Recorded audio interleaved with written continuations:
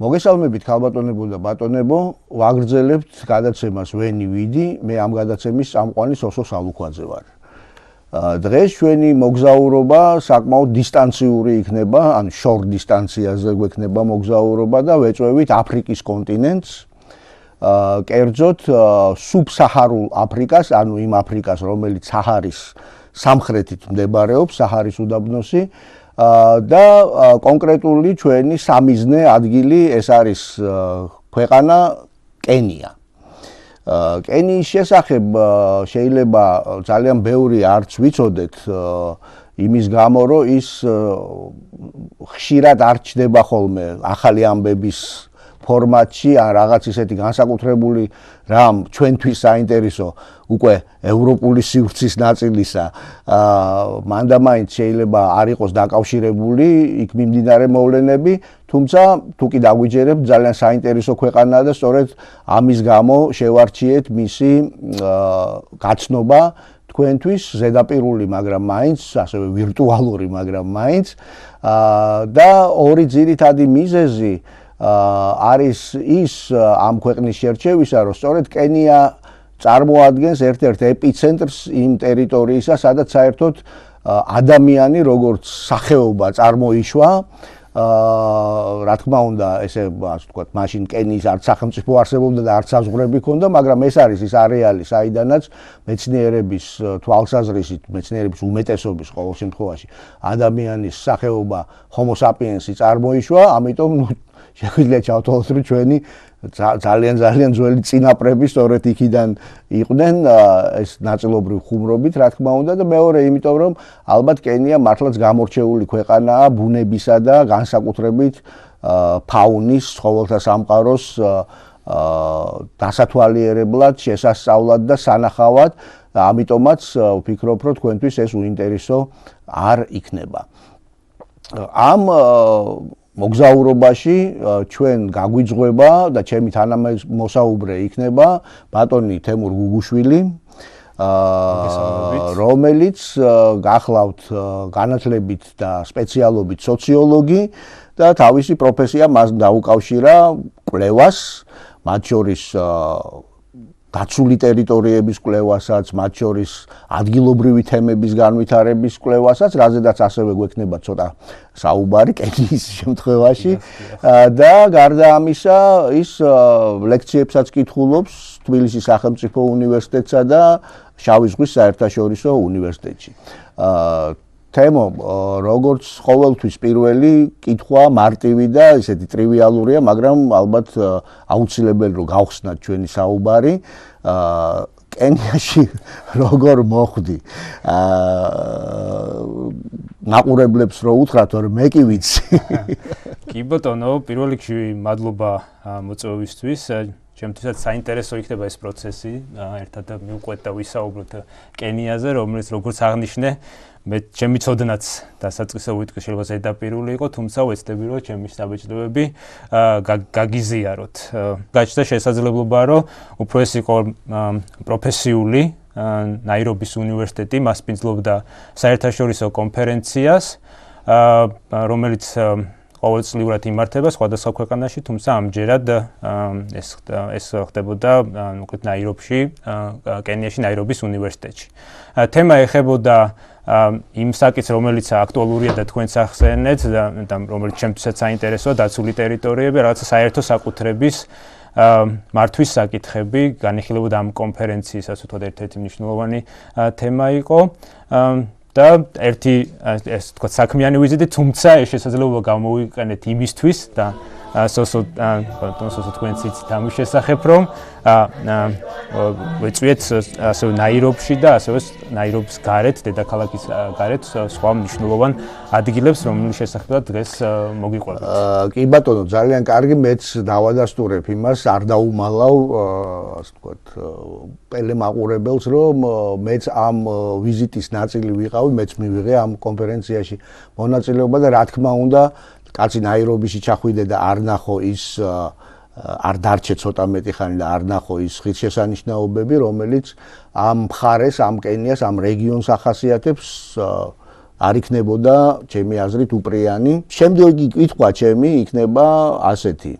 რა შეიძლება ადამიანმა ნახოს კენიაში, როდესაც იქ მოგზაურობს როგორც ტურისტი, გნებავთ როგორც თქვენის არ იყოს აკადემიური ტურისტი, ხო, ესეც გარკვეული სახის ტურიზმია. ჩვენი ესე ძირითადი ადგილი, სადაც ვიმყოფებოდით, იყო დედაქალაქი ნაირობი, რომელიც ასე ვთქვათ სიდიდით ყველაზე დიდი ქალაქია. ამავე ქალაქში უკვე ასე ვთქვათ ვიზიტორს აქვს შესაძლებლობა რომ ის მნიშვნელოვანი რაც უკვე ვახსენეთ ფლორა და ფაუნას ასე ვთქვათ ეწვიოს და ეს არის ეროვნული პარკი, რომელიც ფაქტიურად ნაირობის გვერდით გარეუბანი არის დაახლოებით ცენტრიდან ნახევარი საათის გზაზე მდებარეობს. ასევე ერთი არის დაცული ტერიტორიები, რომელიც ვახსენეთ ერთი ქალაქის გვერდით ფაქტიურად გარეუბანი არის, ასევე არის რაღაცნაირად გარდამავალი დაცულ ტერიტორიებსა და ხუმრობით შეიძლება ზოოპარკსაც ვერ დავარქმევთ, ხო, რაც ესეთი ერთგვარი გარდამავალი ასე ვთქვათ სივრცე, სადაც შეგიძლიათ მაგალითად ესეთი არის საფარი ვოქი, ხო, სადაც შესაძლებელია ფეხითაც დაიარო, ფეხითაც ნახოთ ცხოველები ის ყველა ერთ სივრცეში თავმოყრილი. ერთი რაც ნუ უცბად ესეთ მცირე ჩანართი განსაკუთრებული რაც არის და ზოოპარკიდან განსხვავებული ცხოველები ერთ სივრცეში არიან თავმოყრილები და განსხვავებული ასე რომ ყველა არ არის ჩაკეტილი რაღაც გალიით. კი ბატონო. ნაირობში ასევე მნიშვნელოვანი ასე ვთქვათ სანახავი ადგილი არის და აუცილებლად უნდა ეწვიოთ ჟირაფების ცენტრს, რომელსაც ასე ვთქვათ განსაკუთრებული სივრცე არის და სიახლოვე ამ ცხოველებთან, რაც ერთ-ერთი მიზანიც არის. სადაც უშუალო ურთიერთქმედებაში შეიძლება შეხვიდე ამ ძალიან საინტერესო ცხოველებთან და არ დაგიმალავთ რომ ჩემთვის პირადად ბევრი სხვა ცხოველების ფონზე ჟირაფები ფავორიტები გახდნენ, იმიტომ რომ რაღაც ძალიან საინტერესო და არაორდინალური ცხოველია ნამდვილად. ხო, ასევე რაც მუზეუმები, რაც ისტორიის გაცნობის მიზნით საინტერესოა, რომელთა თემაზეც ვისაუბრებთ, რკინიგზის ეროვნული მუზეუმი, სადაც შეგიძლია მთელი ისტორიას როგორც ახსენე, რაღაც კაცობრიობის დასაწყისიდან და შემდეგ უკვე ქალაქის გარეთ, დედაქალაქის გარეთ გასვლა, სადაც უკვე შეგიძლია მართლა რეალურად ბუნებას ეზიარო. მოდით დავიწყოთ სწორედ კენიის ნაირობის მუზეუმიდან, რომელიც ეროვნული მუზეუმია, სადაც ის ეტაპებიც არის, რა თქმა უნდა, არტიფაქტებით მათ შორის ნაჩვენები, თუ როგორი იყო ეს მხარე, როდესაც ადამიანები საერთოდ გაჩნდნენ და გამოჩნდნენ. რატო ვამბობ და შემდეგ უკვე როგორ მოხდა მისი განვითარება და უკვე ეროვნულ, ასე ვთქვათ, ერთეულად ჩამოყალიბება ამ სივრცისა, რომელსაც დღეს კენიას ვეძახით. სხვათა შორის ერთ რამეს სანამ გააგრძელებ თხრობას, ვიტყვი რომ იქ როდესაც ვათვალიერებდით ექსპოზიციას, ვნახეთ რომ კავკასიის, მათ შორის საქართველოს ფარგლებში აღმოჩენილი ეს პირველი ადამიანების ნაშთებიც არის წარმოდგენილი და აწერია კიდევაც რომ ეს გამოიკვლია ბატონმა დავით ლორდ-კიფანიძემ და მისმა გუნდმა, რაც ძალიან სასიხარულო იყო, იმიტომ რომ ქართველი რომ შენებურს ხსენებას რო ნახავ ამ სიშორეზე, ნამდვილად საამაყოა. რა სივრცეა ეს კენიის ან რა ისტორიასავით ჰქონდა მას მანამ სანამ ქვეყანად ჩამოყალიბდებოდა. ისტორიის გასაცნობად მართლაც ესეთი მნიშვნელოვანი ადგილი იყო ეროვნული მუზეუმი, სადაც მართლა შესაძლებელი არის იქამდე არსებული ასე ვთქვათ სიტუაციის გაცნობა, თუ როგორ ცხოვრობდა და როგორც იცით კენიაში სხვადასხვა ეთნიკური ჯგუფები არიან, იქამდე ასე ნომადური ცხოვრებით, სოფლის მეურნეობის და სხვადასხვა აქტივობებით დაკავებული და ასე რომ ამ ცხოვრების სტილის გაცნობა შესაძლებელი არის ამ ასე ვთქვათ მუზეუმის ფარგლებში. ასევე ფლორა და ფაუნასთან დაკავშირებით შეიძლება ის ასე ვთქვათ ცხოველები თუ აი იქამდე არსებული ბუნება, რომელიც თქვა დღეს არ არის განსხვავებული სახით არის, ამის ნახვის შესაძლებლობაც არის და შემდეგ უკვე თუნდაც როგორ გადადგა პირველი ნაბიჯები იქამდე ბრიტანეთის თქვა როგორც პროტექტორატში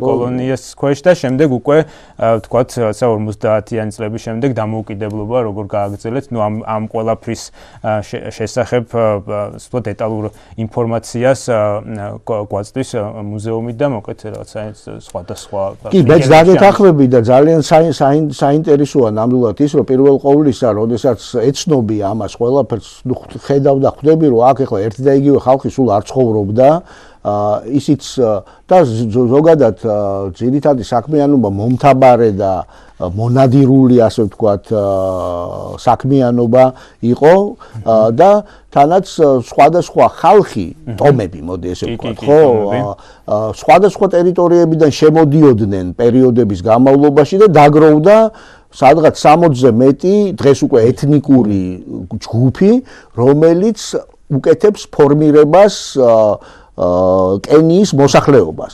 მათ შორის ერთ-ერთი ყველაზე ასეთი დიდი ჯგუფი ეს იყო ბანტუ და ადრე შემოსული ძალიან ცნობილია მასაი, რომელიც მე მეგონა რომ სულ იქ იყვნენ და თურმე სადღაც მე-16-17 საუკუნიდან მოხდა მათი შემოსვლა ამ ტერიტორიაზე, საკმაოდ მეომარი და ისეთი მამაცი ხალხია. მამაცი და ჩაუქი ხალხი. პირადადაც გავიცადით ზოგიერთი მათგანი და სურათებიც გადავიღეთ მათთან, ცოტა დეკორატიული, მაგრამ მაინც ხო, ეს ძალიან საინტერესო იყო, მაგრამ ამავე დროს მიუხედავად იმისა, რომ ევროპელებისთვის ეს ტერიტორია დიდი ხნის განმავლობაში, დიდ გეოგრაფიულ აღმოჩენებამდე საერთოდ არ იყო ნაცნობი, ამ ტერიტორიას ჰქონდა გარკვეული შეხება არაბულ სამყაროსთან, ჯერ მე-8 საუკუნიდან და შემდეგ უკვე მოგვიანებითაც, ხო, როდესაც პორტუგალიელებმა აქ თავიანთი კერები დააარსეს, ხო, სადღაც მე-17 საუკუნეში, მათი, ასე ვთქვათ, პრიორიტეტები, ასე ერთგვარად ხელში ჩაიგდეს, შემდეგ მათი დომინანტობა დაამცრეს ომანიდან ჩამოსულმა არაბებმა, რომლებიც ასევე დაეუფლნენ ამ ტერიტორიას და ნუ ეხლა ამ ტერიტორიაზე რა ენდომებოდათ, რა თქმა უნდა, ვაჭრობა და საჰელი ქვია, ხო, საჰელი. საჰელი არის ნაპირი, ეს არაბული სიტყვა და სწორედ არაბების დათქმულია ისე როგორც საფარი არის მოგზაურობა არაბულად და შესაბამისად დღეს ჩვენ იმ გართობას ვეძახით, რომელიც წინათ ნადირობას მოიცავდა და ეხლა ფოტონადირობას მოიცავს, ხო? ანუ ეს არ იყო იზოლირებული სივრცე, მაგრამ ძალიან ბევრი სხვადასხვა ხალხის თავშესაყარი საუკუნეების განმავლობაში.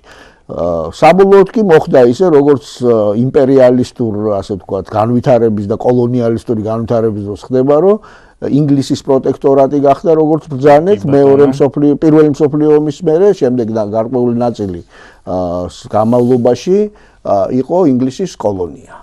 კი ბატონო და თქვენ ახსენეთ ეს თემა რო გავაგრძელოთ, როცა ვსაუბრობთ რომ ნაირობში ვიმყოფებოდით, ალბათ შეიძლება მნიშვნელოვანი ხაზი გავაგრძელოთ ნაირობი შექმნა უკავშირდება რკინიგზის შექმნას და თქვენ ახსენეთ ეს ასე ვთქვათ ოკეანის მანამდე სხვა ცენტრი ჰქონდა, ხო? დიახ, და ეს გახლდათ მომბასა, რომელიც სანაპიროზე ინდოეთის ოკეანის კავშირი და შესაბამისად ის გახდა პირველი ასე ვთქვათ დიდი ქალაქი ამ სივრცეში, თუმცა როდესაც უკვე დაიწყოს რკინიგზის მშენებლობა, რომელიც არა მარტო ქვეყნის შიგნით, არამედ გარშემო ქვეყნებთანაც აკავშირებდა. ამას რუანდა რკინიგზა, რუანდა კენიის რკინიგზა, რომელიც როცა ნიშნულოვანი მოტორი გახდა ამ რეგიონის გამო. ეს ბრიტანელების ინიციატივა იყო. კი, ბრიტანელების პერიოდში დაიწყო, რასაც თქვათ, წინა საუკუნის დასაწყისში. მაშინ ისიც ვთქვათ, ვინ ააშენა ეს რკინიგზა სინამდვილეში, ანუ სინამდვილეში, ხო, ეს ააშენეს ინდოელებმა და პაკისტანელებმა, ნუ მაშინ ინდოეთი კოლონია იყო ხო ერთი. კი, ბატონო და მათი ასე ვთქვათ, საკმაოდ რთული ასაშენებელი აღმოჩნდა სხვადასხვა მიზეზების გამო, ერთი ალბათ ბუნებრივი გარემოც, კლიმატიც, მათთვის უცხოს გარემო, ასევე ადგილობრივი ხეცები იყვნენ კიდევ ეს ამბები ეპიდემიები და თავადაც ადგილობრივი ეს ტომები, რომლებისთვისაც სიახლე ან რაცა გაურკვეველი რამ ხდებოდა ან იმ პერიოდში ალბათ დასაწყისში კი ბატონო ძალიან ბევრი დაიღუპა კიდევაც ამას დღემდე წერენ და სხვა შორის ძალიან კარგი მუზეუმი ვნახეთ ჩვენ ეს არის კენის რკინიგზის მუზეუმი სადაც ეს ეტაპები ნაჩვენებია აღწერილია და იქ საკმაოდ მძიმე ისტორიაც არის მოთხრობილი თუ ათასობით ინდოელი და პაკისტანელი მოდი ესე ვთქვა ხო ამ რეგიონის სამხრეთ აზიის რეგიონის ხალხი როგორ შეეწირა ამას თუმცა მათი ნაწილი დარჩა და ისინი დღეს ასე ვთქვათ ეთნიკურად ასევე არიან წარმოდგენილი კენიის მოსახლეობაში ხო ბატონო ეს ქუჩაშიც იგრძნობა და ანუ არქიტექტურაშიც და ასე შემდეგ კი ბატონო გამოიხატება ხოლმე როდესაც ქალაქშიც მოძრაობ აი ეს ქალაქში მოძრაობა კარგი რამ ახსენეთ სხვათა შორის ერთ რამეს ვიტყვი სანამ ქალაქში მოძრაობაზე და ზოგადად მობილობაზე გადავალთ რომ როგორც მე ამოვიკითხე და როგორც იქაც ასე ვთქვათ ითქვა როდესაც ვიყავით ინგლისის დედოფალი ელიზაბეტი დედოფალი გახდა სწორედ კენიაში თავის მეუღლესთან ფილიპთან ერთად ყოფნის დროს იმიტომ რომ მისი მამა გეორგი ჯორჯი ხო რომელი ნომერი იყო აღარ მახსოვს კარგად მაგრამ გარდაიცვალა ხო მისი ყოფნის დროს და სასწრაფოდ მოუწია პრინცესა ელიზაბეტს უკან დაბრუნება და გახდომა დედოფლად კურთხევა ხო ამიტომ კენია ამ მხრივ მნიშვნელოვანი ადგილია კი ბატონო პრინცესას ვიზიტი არ ყოფილა განსაკუთრებული რამ იმ თვალსაზრისით რომ კენია ეს ტერიტორია ასე ვთქვათ მარკეტინგულად იმ დროინდელი რაღაც ესეთი პლაკატებიც ბანერებიც არსებობს ანუ ვთქვათ დასავლეთში ბჭყალებში იყიდებოდა როგორც ზამთრის დასასვენებელი ადგილი ასე ვთქვათ მზიანი და თან საფარი შეგეძლო და თუკი ნადირობა მაშინ ძალიან მოდაში იყო ასე ვთქვათ ორი დასაწყისში უფრო როგორც ჩანს ესეთი ისტორიული მითაც ნადირობისკენ იყო თუმცა შემდეგ როცა ინტერესი გაიზარდა უკვე დასასვენებელი სივრცეც აღმოჩნდა ევროპელების განსაკუთრებით კოლონია იყო ბრიტანეთის და რატომაც არა საკუთარ სამფლობელოებში დასვენება ასე რომ ბევრი ასე დასავლეთიდან ისვენებდა ამ პერიოდში ესეც ერთ-ერთი ნაწილის და დღესაც ტურისტული თვალსაზრისით ერთ-ერთი მნიშვნელოვანი ქვეყანაა მაგრამ ეხლა უკვე არა ნადირობა იმდენად არამედ ცხოველების და ამ ნაციონალური პარკების დათვალიერება ერთ-ერთი მნიშვნელოვანი ასე ვთქვათ სფერო რომელსაც ტურისტები მიმართავენ კენიაში სტუმრობის დროს. კარგით, როგორც ვთქვით, მოდით მობილობაზედაც გადავიდეთ, იმიტომ რომ აი როგორი ქალაქია ეს ნაირობი, ჯერეთი. ნაირობი თურმე ნიშნავს ცივ წყლებს. ანუ თბილისთან ხო აქვს რაღაც კავშირი, თბილისი თბილ წყლების გამო არის ქვია და ნაირობი რომელიც გაცილებით უფრო სამხრეთით არის და რამის არის ეკვატორზე მდებარეობს, ეკვატორის შუაზე ყოფს კენია, სხვა შორის, ხო, ის ცივი წყლები ყოფილა. და იმიტომ დაარსდა იქ ქალაქი და თქვენ რა შთაბეჭდილება დაგცეთ? აი როგორი ქალაქია, რაღაც სხვანაირი ქალაქია. ხო, და რაღაც მართლა სპეციფიური ქალაქი არის ნაირობი, ალბათ როგორც ყველა ქალაქს თავისი განსაკუთრებული მახასიათებელი აქვს. ნუ ალბათ ერთ-ერთი დამახასიათებელი არის, რომ საკმაოდ განსხვავებული უბნები არის, როგორც ვთქვათ, შეიძლება ცენტრალური უბნები უფრო კარგად გამოიყურება, ვიდრე ვთქვათ, გარე უბნებში. ანუ კონტრასტების ქალაქი ნამდვილად არის. ხო, კონტრასტების ქალაქი არის, რაღაც სიგარების თვალსაზრისითაც შეიმჩნევა, სად ვთქვათ, კარგი სიტუაცია და სადაც უფრო რთული სიტუაციაა. ასევე რაღაც ტიპის გეტოები, როცა ეს კორპუსებს სეგრეგირებული უბნები, ხო, მეც დიდი გალავნები აქვს, თუმცა ერთი კარგი ან პოზიტიური შეიმჩნეოდა, რომ ზოგიერთი ეს გალავანი და ასე ვთქვათ, მართულხლათებიც კი არის. თითქოს აღარ იყო ისეთი აქტუალური, თუმცა ეს ანუ შეინიშნება, რომ ოდესღაც დაცვის ასე ვთქვათ, საშუალებას წარმოადგენდა და როგორც ამოვიკითხე, ნაირობის სადღაც მე-20 საუკუნის გარკვეული პერიოდის განმავლობაში, დიდი ხნის განმავლობაში, ნაირობერის ეძახდნენ, და რობერი იცით თქვენ არის ქურდობა და ყაჩაღობა და ისე იყო გავრცელებული, რომ ამ კონდომინიუმებს, ხო, ან დასახლებებს, რომლებიც ასე შედარებით უფრო დაცულ ხო მაღალი საზოგადოების ხალხისთვის იყო, დაცვა ჭირდებოდა ამგვარად. მე არ ვიცი შიგნით ატარებდნენ თუ არა ელექტროდენს, მაგრამ ესეთი შთაბეჭდილება კი დამრჩა. მიუხედავად ამისა, ასე ვთქვათ, ქალაქის ქუჩებში სიარული საკმაოდ კომფორტული იყო, ან მოსახლეობასთან ურთიერთობა, რომელიც ძირითადად ჩვენ როგორც ტრადიციულად ტაქსის მძღოლებთან ხდებოდა ხოლმე ასევე საინტერესო ისტორიები და ასე ანუ ქუჩები საკმაოდ ისეთი მეტნაკლებად დაცულად გრძნობდით თავს. საინტერესო ასევე რადგან გადაადგილებაზე ვსაუბრობთ, რაღაც როგორც ჩვენ გვაქვს ხო, ტრანსპორტი საინტერესო ამბავია, როგორც ჩვენ გვაქვს თქვათ მარშრუტკა, რომელიც შედარებით უფრო მოზესრიგებულია შეიძლება ახლა, თუმცა ნუ კენიასაც თავისი ან ნაირობისაც უფრო ქალაქს თავისი ესეთ მახასიათებელი აქვს. მატატუ, ესეთი მატატუ, რომელიც არის კულტურის დონეზე არის აყვანილი. როგორც კი შედიხარ ქალაქში, ამჩნევ რომ რამდენიმე კომპანია, რომელიც ამ ასე ვთქვათ მოხატულობას ამზადებს ამისთვის და სხვათა შორის ერთი ფასიც შემთხვევით შემხვდა, როდესაც რაღაცას ვეძებდი, $2000 ჯდება ამის მოხატვა. ანუ ეს ადამიანები იმხელა ინვესტიციას დებენ, ასე თუ ისედაც იმდენად მნიშვნელოვანი არის, ანუ ასე თუ ამ კულტურისთვის ასე და რა ხატია ასეთ? ხო, საინტერესო არის, ანუ ყველაფერს ნახავ, ალბათ რაც შეიძლება იყოს, რაც მე ყველაზე მეტად მომხვდა არის რაღაცა ბობ მარლის კი შეიძლება თავად გამოსახულებაც, ფრაზები, მოკლედ რელიგიური პერსონაჟი, ანუ ყველაფერს შეხვდები, რაც კი ხო, თვითონ რელიგიური თემებიც არის. თემატიკაც აქტუალურია. მე ყველაზე უფრო, ასე ვთქვათ, მომეწონა ფეხბურთის ნაკრებების იქ ბრაზილიის, იქ ვიღაცის. ანუ თვითონ გამოხატავენ თავიანთ დაფილირებას, თავიანთ ასოციაციას იმის მიმართ, რაც მოსწონთ. მძღოლები როგორც ჩანს. მაგრამ მარტო მოხატულობა არ არის, ჩემი აზრით, მთავარი. მთავარია კიდევ როგორ ადიან და ჩამოდიან. კი, ეს ერთგვარი პერფორმანსი არის, რაღაცა ამასაც სპეციალური ალბათ ცოდნა ან გამოცდილება ჭირდება. მე ვერ გავგედავ.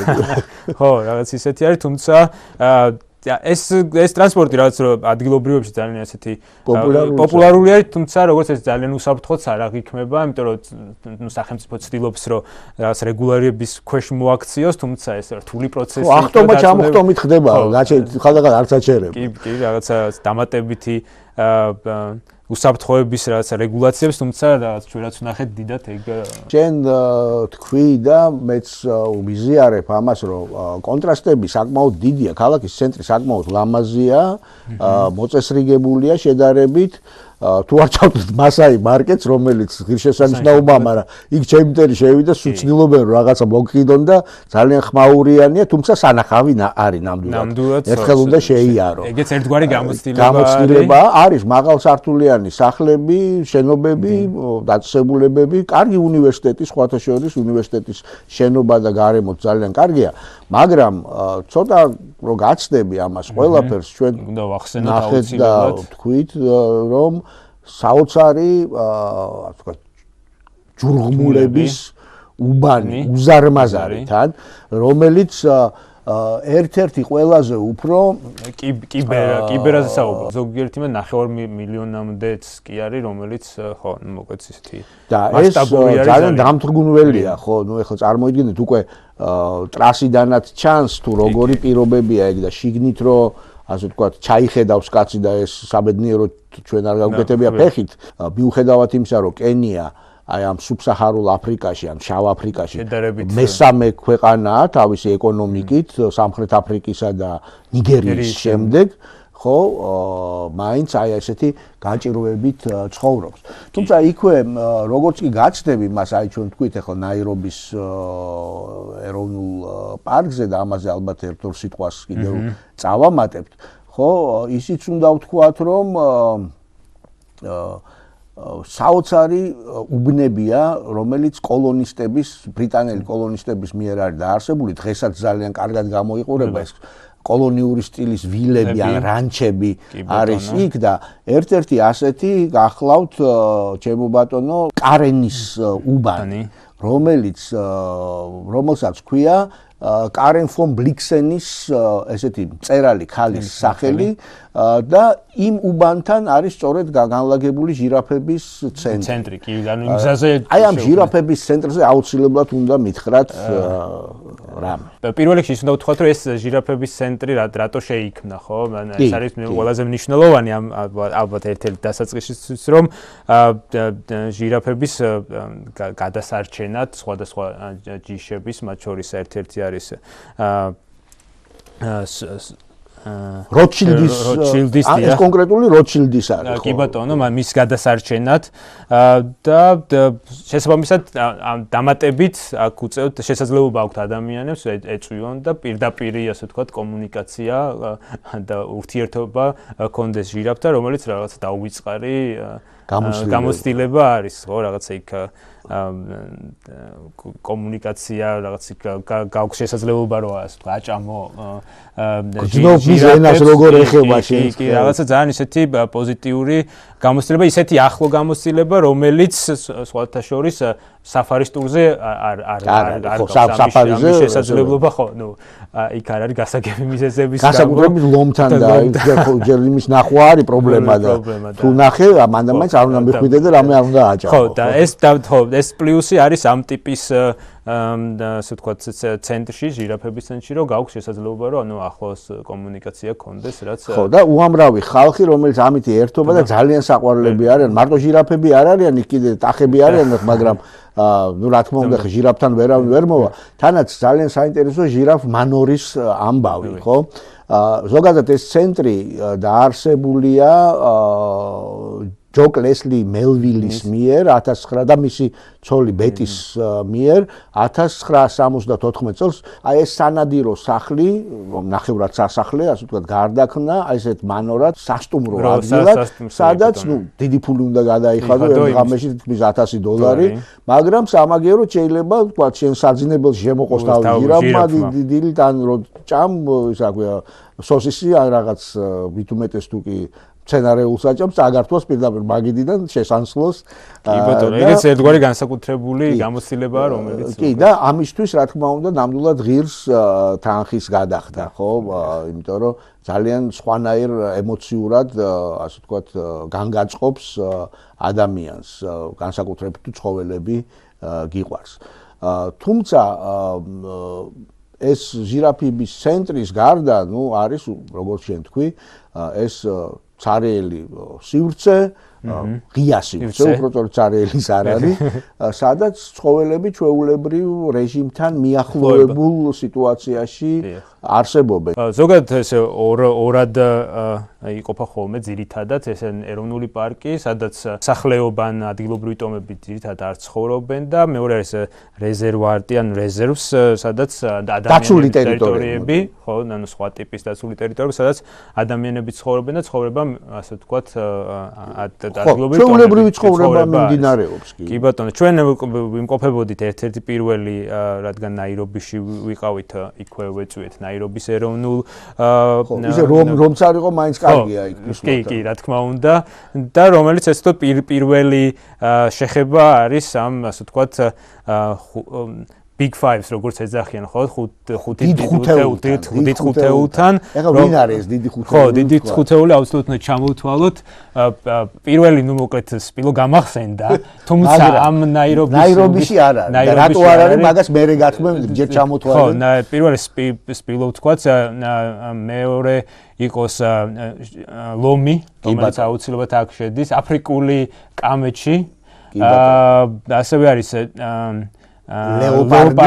ლეოპარდი და მარტორქა. კი ბატონო, ეს დიდი ხუთეული. რატო არ არის იქ ჯირაფი ან რაღაც თქვა სხვა ცხოველები, არ ვიცი, მაგრამ დიდ ხუთეულს ესენი ითვლებიან. და კი ბატონო, იყვნენ არავარ წინააღმდეგი, თუმცა დიდ ხუთეულის წარმომადგენლებზე უფრო ხშირად ხდება სხვა ცხოველები. ალბათ ის დიდი ხუთეული, იმიტომ არის რომ ყველაზე უფრო იშვიათი არის, კი ბატონო. ეგზოტიკური ესენი არიან. ხო, ნუ ზებრას, ანუ ნაირობის პარკში ზებრა იყო. ნუ ზებრები იყვნენ, მე გავიხუბრე კიდევაც იუვენტუსის ფანებივით გადაჭრელებული ქონდათ იქაურობა. ასე გავრცელებული და ხშირად შეხვდებოდა, ნუ ანტილოპას. ანტილოპების უამრავი და ანტილოპები გაზელები, ან კურციკებს, რასაც ვეძახით, ხო? ტომსონის კურციკები განსაკუთრებით გარჩევაც კი გვასწავლეს. ფრინველების ალბათ უამრავი სახეობა, რასაც და ფეხით დადიოდი და ამას ისე უყურებდი. ხო, აი ეს ეგ ნაწილი მნიშვნელოვანი არის, როგორც აღვნიშნე, ანუ ჟირაფების ცენტრის განსხვავებით ის არის, რომ აქ ხდება რაღაც სპეციალური ავტომობილით, ჯიპებით, ასე ვთქვათ, გადაადგილება, რომელიც სხვათა შორის ერთი ჩემთვის ესეთი გასაკვირის იყო, რომ ცხოველებს ამ ასე გადაადგილებაზე რეაქცია საერთოდ არ აქვს. აღარა აქვს. როგორც აღვნიშნეთ, ყველაზე მეტად ამ სივრცეში, რაც ვნახეთ, იყო ჟირაფები, მარტორქა, რაც გაგვირთულდა, რაც ესეც ალბათ ადამიანური იმის გავლენის ბრალი არის, ლომის ნახვა საკმაოდ რთული იყო. ძალიან ძნელი სანახავი და რთულიც იყო. ეს ერთი არის ალბათ რაოდენობის გამო, თუმცა ისეთი დახელოვნებულები არიან კიდები ამ საკითხში, რომ ასე ვთქვათ, ინფორმაცია მიაწოდონ ერთმანეთს, რომ რთული არ ყოფილა, თუმცა ბევრი არისო, ასე ვთქვათ, ლომის შემთხვევაში. ნახეთ რამე. ჩვენ ასე ვთქვათ, ჩვენი გიდის დამსახურებით, როდესაც უკვე გადაგვეწურა იმედი, რომ ვეღარ ვნახავდით ბოლო ეტაპზე აღმოვაჩინეთ ატყობინებენ ერთმანეთს, ხო ესეც რაციით გადასცემენ, კარგი მეთოდი. 200-მდე თუ 100-მდე მანქანა მაინც დადის იმ სივრცეში და როგორც კი გავიგეთ, ყველა ასე ვთქვათ, მანქანა იმით რა შეიძლება გქონდათ? ცოცხალი ლომი რო ნახეთ, ესე თავისუფლად 20 მეტრში. 20 მეტრში, უფრო ისეთი სიახლოვე იყო, რაღაც ამაღელვებელი, თან რაღაც კვარცხლბზე იყო, თავისი. თვითონ აირჩია. ხო, რაღაც ესეთი თითქოს დაგეგმილად. მე თავიდან მეგონა ჩვენ ზოპარკთა ლომების სტატუა რაღაც ისეთი და თურმე ცოცხალია. თან არც გიმჩნევს რაღაც ისე დიდურად, ხო, მე დიდურად გამოიყურება, ძალიან სასიამოვნოდ და ახლა რო უყურებ ცოტა საშიშით, იმიტომ რომ ეს მანქანა კი ასე ვთქვათ ღია არ არის სრულად, მაგრამ ნახევრად ღია არის და ასე რომ. და იქ ახლა ბაბუინები და ისინი რა ქვია, პრიმატები საერთოდ გარეთ არიან. ხო, ეს ანუ იმ ტერიტორიაზე, პარკის ტერიტორიაზე თავისუფლად გადაადგილდებიან და მათი დანახვა პრობლემა აბსოლუტურად არ არის. პოზიორობენ კიდევაც ხანდახან, ისე არის მიჩვეულები ადამიანს, მაგრამ აი სპილო მე ვიტყვი მაშინ რატომ არ არის თუ ან თქვენ ხო ნუ მოკეთ სპილოსთან დაკავშირებით ასეთი ამბავი მიუხედავად იმით რომ დიდი მე სად არის კი ბატონო ხო მაგაზეც გადავიდეთ მიუხედავად იმით რომ ძალიან დიდი სივრცე არის ნაირობის ეროვნული პარკი საკმაოდ დიდი ტერიტორია როგორც ჩანს სპილოსთვის არ არის საკმარისი გარემო სივრცე იმისთვის რომ მან მოკეთ ასე ვთქვათ ის ეკოსისტემა კონდეს რომ ცხოვრება შეძლოს ყვებისთვის არ არის საკმარისი რესურსი თქვენს და თანო თუ გაბრაზდაო სპილო რაღაცაზე რაზე ბრაზდება არ ვიცი ზუსტად მაგრამ თუ გაბრაზდა ისე მიანგრ-მოანგრებს იქაურობას რომ ქალაქთან ახლოს ცოტა სახიფათოა მისი ყოფნა და შესაბამისად ჩვენ რაღა გზა გქონდა წავედით ხო ეს შემდეგი არჩევანი ბევრი იყო როგორც აღნიშნეთ თუმცა ჩვენ გადავწყვიტეთ რომ ამბოსელის ეროვნულ პარკში წავსულიყავით და აი აქვე რო ახსენეთ ეს ცხოველები დასახლებულ პუნქტებთანაც არიან სანამ მივიდოდით ამბოსელის ეროვნულ პარკში იქამდეც შევხვდა სპილოც შეხვდა ჟირაფები და ანტილოპები რომლებიც ძოვდნენ ძოხებთან ერთად კი ბატონო ანუ ეს რაღაცა შეიძლება ჩვენთვის იყო გასაკვირი თუმცა იქ ადგილობრივი ეს სიმბიოზი მოსახლეობისთვის ეს ჩვეულებრივი ამბავი მასა ის წყემსებიც იქვე იყვნენ ჩვენი ესე ვთქვათ გზა წავიდა ამბოსელის ეროვნული პარკი პარკისგან, სადაც დიდი იმედი გქონდა, რომ და გაამართლა ამ იმედმა, რომ სპილოებს ნახავდით და ესეც აღმოჩნდა ამ სივრცეში უამრავი მოკლედ სპილო იყო და სხვა ცხოველები, თუმცა რადგან ნაირობის ეროვნულ პარკში ჩვენ ამის ნახვა ვერ მოვახერხეთ, კარგი სპილო პრიორიტეტი იყო და ამიტომ თუმცა გაგვიჭირდა ძალიან ნაირობიშიც და ამბოსელიშიც მტაცებლების ნახვა, მტაცებლები საკმაოდ ცუდ დღეში არიან, იმიტომ რომ მათი გადაშენების პრობლემა არსებობს. ისინი ხანდახან უწევთ კონფლიქტში შესვლა იქვე მცხოვრებ მასაის ხალხთან. ამბოსელი ეს არის ის რეზერვატი კილიმანჯაროს თოვლიანი მთის ქვეშ მდებარეობს და მაშინვე გიჩნდება ეს ასოციაცია ჰემინგუეის ნაწარმოებისა და შესაბამისად ძალიან მინდოდა ამის ფონზე გვენახა ჩვენ ეს ცხოველები, თუმცა თლათ არ გაგვიმართლა, იმიტომ რომ კი დავინახეთ მოუკარით თვალი კონტურებს, თუმცა ის არ გაიხსნა ბოლომდე. მაყურებელს შეგვიძლია უთხრათ, რომ ნაირობის შესაძლებელია, ნაირობის ეროვნულ პარკში შეგვიძლია ერთ დღეში მოინახულოთ.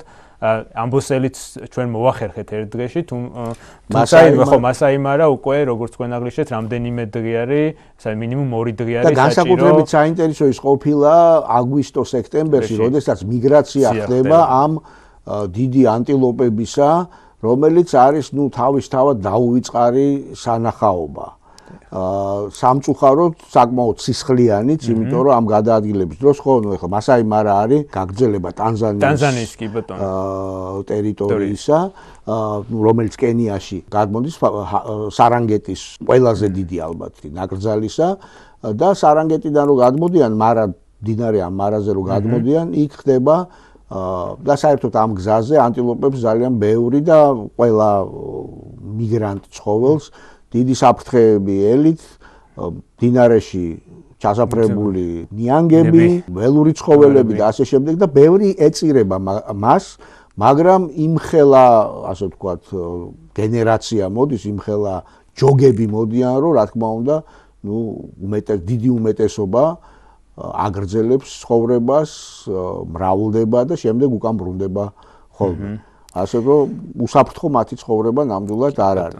უამრავი ადამიანი, მათ შორის ადგილობრივი არის, რომელიც იცავს არა მარტო თქვათ ამ მწვანე გარემოს და ფაუნას, როგორც ასე დაცულ ტერიტორიებს და ეს როგორც შეიცვალა, რომ თქვათ ნადირობა არ ხდება, ასევე იქამდეც მინდოდა მე თქვა, ნაირობის ქალაქში, თავად ნაირობში არის 2 პარკი, ერთი გვერდ-გვერდ, ერთი არის საქალაქო პარკები, ერთი არის უჰურუ პარკი და ცენტრალური პარკი, რომელიც უფრო ატრაქციონების პარკია. კი ბატონო, თუმცა ამ იმის თქმა მინდა, რომ ამ პარკების და თუნდაც დაცული ტერიტორიების უკან ადგილობრივი ადამიანები დგანან, რომელიც ამას იცავენ და ერთ-ერთი გახლავთ მაატაი, რომელიც ასევე პოლიტიკოსიც გახდა, აქტივისტიც გახდა და მოკლედ ნობელის პრემიის ლაურეატი პირველი შავკანიანი ქალი, ვინც ნობელის პრემიას 4-ია ესეთი და აი ეს ის პირველი იყო. ასე რომ ეს ადამიანებიც, ანუ მიუხედავად იმისა, ამდენ საუბრობთ თქვათ ფლორა ფაუნაზე, ასევე ასე ვთქვათ, უნდა ვახსენოთ ის ადამიანები, რომლებიც ამის უკან დგანან და იცავენ. ვახსენებ ნაირობიში. მეორე პარკი იყო სრულიად შემოღობილი, ცენტრალური პარკი, რომელიც ღირსშესანიშნაობაა და როგორც გავარკვიეთ, მე მძღოლმაც გვითხრა და შემდეგ უკვე უნივერსიტეტშიც გვითხრეს. იქ რაღაც ცოტა შაუბნელი საქმეები ეხებოდა ამას, ადგილობრივ მთავრობას და ჩინელ, ასე ვთქვათ, ინვესტორებს, რაღაც პრივატიზაციის თვალი ჰქონდა დადგმული ამაზე და შემდეგ იყო პროტესტები და ამის გამო შემოღობეს და უკვე 2 წელია აღარ ფუნქციონირებს, საკმაოდ დიდი ტერიტორია. და ჯერ კიდე არ ვიცით როგორ დამთავრდება ეს საქმეო, იმიტომ რომ ეს აუცილებლად უნდა ვახსენოთ. ჩინური ინფრასტრუქტურული ინვესტიციები ძალიან ბევრია. ბრიტანელებმა და გერმანელებმაც ნაწილობრივ თავის დროზე კი ააშენეს ის რკინიგზა კენიის, მაგრამ ეხლა უკვე უზარმაზარი 3.5 მილიარდიანი დოლარიანი პროექტი არსებობს მისი განახლებისა, რომელსაც უკვე ჩინელი ინვესტორები გააკეთებენ და ზუსტად თუ ბრიტანეთმა დაიწყო პირველი რკინის და გაიყვანა უკვე ჩინურ კომპანიებმა და მათ შორის ჩინური ინვესტიციები. და ისინი და ესტაკადებს ისინი აშენებენ. ახლა თანამედროვე რკინის გზა, რომელიც სხვათა შორის ნაირობის პარკსაც ესე პირდა ეროვნულ პარკს გადაკვეთს, ეს რკინის გზა, რომელიც არის თანამედროვე ნაირობი მომბასა, ესეც უკვე ჩინეთის და სხვათა შორის ეს მუზეუმშიც იგრძნობა, როდესაც თქვა საუკუნის წინასაუკუნის დასაწყისში და მიყვები ბოლოსკენ. ხო, ბრიტანული კომპანიებიდან გადადიხარ ჩინურ კომპანიებში, ასე რომ ეს ასე ვთქვათ კანონზომიერება და ხო, კანონზომიერება თუ რაღაცა ტენდენცია, თუ როგორი ასე ვთქვათ იცვლება ინვესტიცია და შესაბამისად გავლენები, კარგად ჩანდა მუზეუმში და ნუ მოკლედ აი ამ ინფრასტრუქტურაშიც კარგად. ჩემო თემო, დიდი მადლობა რომ ასე კარგად კარგ საინტერესო საკითხებს ეხები. ჩვენ რა თქმა უნდა დავჩაგრეთ ალბათ ბევრი სხვა ფრინველ ცხოველი, რომელზედაც არ გვისაუბრია, განსაკუთრებით მინდა რომ მაინც ვახსენო ვარდისფერი ფლამინგოები, ხო, რომელიც გარკვეულ ადგილას ბინადრობენ და საოცარ სანახაობას ქმნიან. ბევრი სხვა საკითხი, მაგრამ რა თქმა უნდა ერთი პატარა მოკლე გადაცემის განმავლობაში ისეთ ქვეყანას როგორც კენია და ვერც ერთ ქვეყანას რა თქმა უნდა ვერ დავფარავთ. მე იმედი მაქვს რომ იმის გარდა რომ სპორტის მოყვარულებმა ყოველთვის იცოდნენ რომ კენიელები ყველაზე კარგი მარათონის და გრძელ იმაზე ეთიოპელებთან ერთად სხვა შორის, მაგრამ ნუ პირველები არიან აი ამ შორდისტანციებზე სირბილის გარდა კიდევ ბევრი რამე გაიგეს ამ ქვეყნის მოსახლეობისა და ბუნების და სხვადასხვა ასპექტების შესახებ. ამის გამო მინდა ძალიან დიდი მადლობა გადაგიხადო, მადლობა გადაუხადო ჩვენს მაყურებელს, რომ გვიყურებს და იმედი გამოვთქვა, რომ მათთვის ეს გადაცემა უინტერესო არ გამოდგებოდა. მადლობა მოწვევისთვის. გრძანდებოდეთ მომავალ შეხვედრამდე. კარგად გრძანდებოდეთ.